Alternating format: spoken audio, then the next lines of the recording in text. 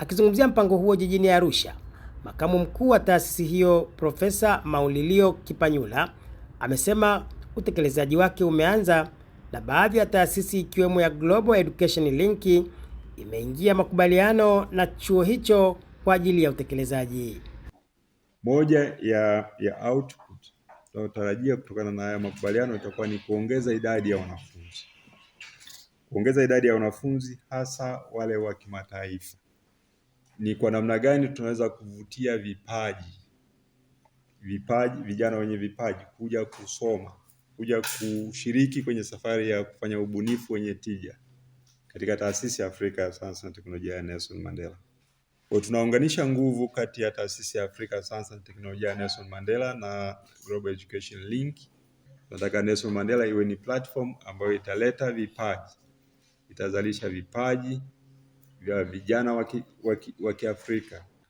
Tunataka kupitia ushirikiano huu dunia ijue kwamba Tanzania kuna taasisi inayozalisha watafiti na wabunifu wa kiwango cha kimataifa.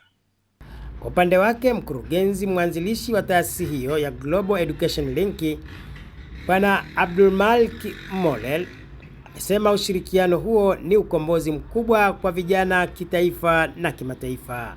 Tutajikita katika kuleta tija kwenye lolote linalohusiana na taaluma.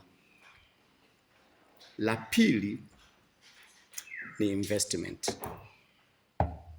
Tunafahamu taaluma bila uwekezaji kuna sehemu haitafikia malengo. La tatu ni technological transformation.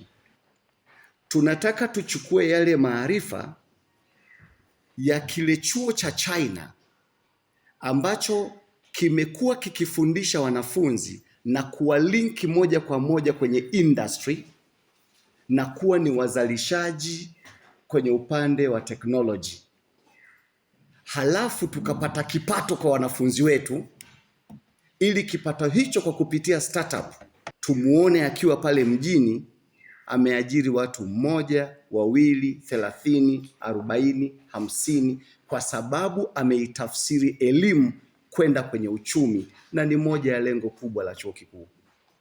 Kwa mujibu wa wadau hao, taasisi hiyo ya Afrika ya Sayansi na Teknolojia ambayo awali ilijulikana kama Chuo Kikuu cha Nelson Mandela imekuwa ikizalisha idadi kubwa ya vijana wenye vipaji ambao wakitumika vizuri wana uwezo wa kutoa masuluhisho ya changamoto mbalimbali kitaifa na kimataifa.